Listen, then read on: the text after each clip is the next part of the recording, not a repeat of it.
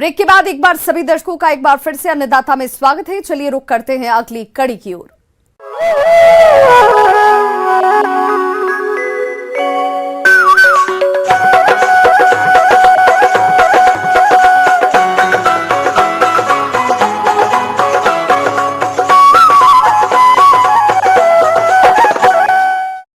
रानीखेत मुर्गियों में होने वाली सबसे घातक बीमारियों में से एक है। यह एक संक्रामक रोग है जो मुर्गी पालन के लिए अत्यधिक घातक है। यदि आपकी मुर्गियों में इस बीमारी का प्रकोप हुआ तो मुर्गियां बड़ी तेजी से मरने लगती है।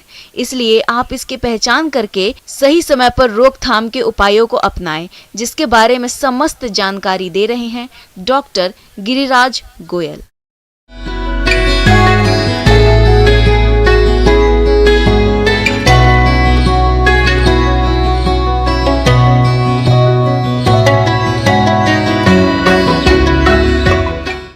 सर्दियों में एक मुर्गियों में ब्रॉयलर लेयर देसी मुर्गियों में एक भारी बीमारी आती है, जिसको रानीखेत के नाम से हम सभी लोग अच्छी तरह से जानते हैं।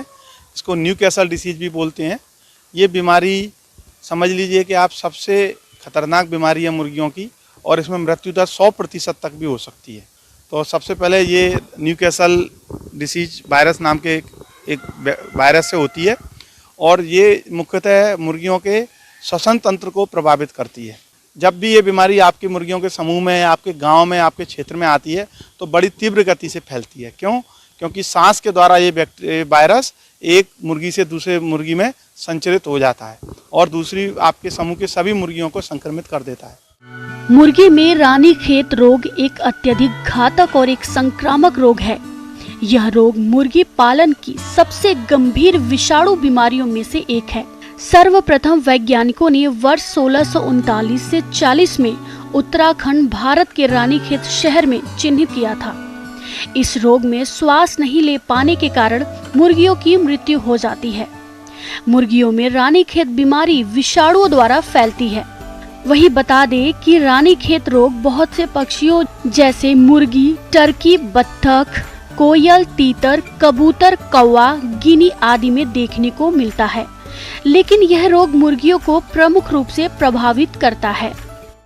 तो इसके क्या लक्षण हैं? सबसे पहले देखेंगे तो मुर्गियां छींकेंगी, थोड़ा खांसेंगी, उनकी आवाज़ बदल जाएगी, उनके नाक से थोड़ा लिक्विड जैसा, श्राप जैसा निकलने लगेगा, चिपचिपा म्यूकस जैसा निकलने लगता है। और उसके साथ साथ में उनकी जो फीसिस है, इनकी जो वो है, उसका रंग भी कभी कभी हरा भी आने लगता है। इनका भोजन कम हो जाता है, मुर्गियां गर्दन झुका के बैठ जाती हैं और कई बार फड़फड़ाकर मरती हैं। ऐसा लगता है कि उनको सांस लेने में तकलीफ हो रही है। और इसके साथ साथ में कभी कभी इनमें पैर में पैरालिसिस की भी समस्या देखी गई है। ये सब इस बीमारी के लक्षण हैं। रानीखेत रोग का संचरण पक्षियों में अन्य संक्रमित पक्षियों के मल, दूषित वायु और उनके दूषित पदार्थ के स्पर्श से फैलता है। इन रोग के लक्षण दिखाई देने के कुछ दिनों बाद पक्षियों की मौत हो जाती है। इस रोग से 30 से 40% तक मुर्गियों की मृत्यु हो जाती है। हमेशा ये बोला जाता है कि prevention is better than cure, बचाव इलाज से हमेशा बेहतर होता है। इसकी रोकथाम के लिए आप ये ध्यान रखें कि मुर्गियों के जो बुरादा है वो गीला ना हो। हमेशा अपने फार्म में किसी भी बाहरी अपरिचित व्यक्ति को ना आने दें। फार्म के प्रवेश द्वार पर फुटपाथ का इस्तेमाल करें। इसका मतलब है जो फार्म का प्रवेश द्वार है वहाँ पर एक करीब 6 इंच गहरा टैंक बनाएं और उस टैंक में पानी में फिनॉल या कोई अच्छा डिसइंफेक्टेंट डालें, जिससे कि हम जब कभी बाहर से कोई व्यक्ति या कोई वाहन आता है तो उसके व्यक्ति के जूतों या वाहन के जो पहिए हैं उनका अच्छे से निर्जीवीकरण हो जाए। अगर आपको अपने मुर्गियों के समूह में ये सब लक्षण दिख रहे हैं तो आप तुरंत ऐसी बीमार मुर्गियों को अलग कर दें। इसके अलावा मुर्गी पालक कुछ सफाई संबंधी कार्य करने से इस रोग को काफी हद तक रोक सकते हैं, जैसे मुर्गी घर की सफाई, इनक्यूबेटर की सफाई, बर्तनों की सफाई आदि। रोगित पक्षियों पर तत्काल ध्यान देना चाहिए और रोग से मरे हुए पक्षियों को गड्ढे में दबा देना या जला देना चाहिए। वायरस से बचाने के लिए और आगे द्वितीयक इन्फेक्शन, जो सेकेंडरी इन्फेक्शन बैक्टीरिया के रहते हैं, उनसे बचाने के लिए उसमें वैक्सीन का आप भरपूर इस्तेमाल करें। जब बच्चा आता है आपके फार्म में, छोटा बच्चा, तो उसको 5 से 7 दिन की उम्र में ही आपको प्रथम वैक्सीन आँख या नाक से इसका लगाना है, जो कि रानीखेत का B1 नामक स्ट्रेन आपको लगाना है। इसके बाद में 21 दिन की उम्र में इसका बूस्टर डोज लगाया जाता है, जो कि लासोटा नामक स्ट्रेन बाज़ार में उपलब्ध है। आप इसको मुर्गियों के पानी में दें। 21 दिन के बाद में 56 दिन की उम्र में इन मुर्गियों में रानीखेती बीमारी का R2B नामक स्ट्रेन लगाया जाता है, जो कि इंट्रामस्कुलर रूट से लगाया जाता है। जो मुर्गियों के जांघ की, पैर की जो मांस है, 0.5 ml, आधा ml की दर से प्रति मुर्गी में आप देना चाहिए, क्योंकि ये वैक्सीन बहुत महत्वपूर्ण है।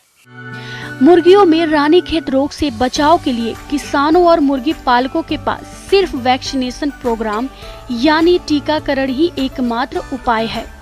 यह टीकाकरण स्वस्थ पक्षियों में सुबह के समय करना चाहिए और उन्हें रोग से प्रभावित पक्षियों से अलग कर देना चाहिए। वैक्सीन की खुराक हमें पक्षियों की आंख और नाक से देनी चाहिए। अगर मुर्गी फार्म बड़े भाग में किया गया है तो वैक्सीन को पानी के साथ मिलाकर भी दे सकते हैं। दुर्भाग्यवश अगर किसी कारण से आपके समूह में, मुर्गियों के समूह में बीमारी आ जाती है, तो उसके नियंत्रण के लिए, उसके इलाज के लिए आपको सर्वप्रथम लक्षणों को ध्यान रखना पड़ेगा। अगर लक्षणों में दस्त से ज़्यादा लग रहे हैं तो आपको दस्त को रोकने के लिए कुछ एंटीबायोटिक, जैसे कि रेस्ट्रिक्ट एल, जिसको लिवोफ्लॉक्सासिन नाम की दवाई होती है, वो आप दे सकते हैं पानी में। उसके साथ साथ में फिर इनको लिवर टॉनिक की आवश्यकता पड़ेगी। इसके साथ साथ में आपको अगर ज़रूरत हो तो कैल्शियम और साथ में विटामिन डी भी देना पड़ेगा, क्योंकि इनमें कई मुर्गियों में पैरालिसिस की समस्या आती है, तो कैल्शियम वहाँ बहुत लाभकारी होता है। और कभी भी इस तरीके के लक्षण दिखाई दें तो तुरंत उसमें विशेषज्ञ से सलाह लेकर उस पर तुरंत आप कार्रवाई करें। आगे और भी हैं खेती बाड़ी से जुड़ी हुई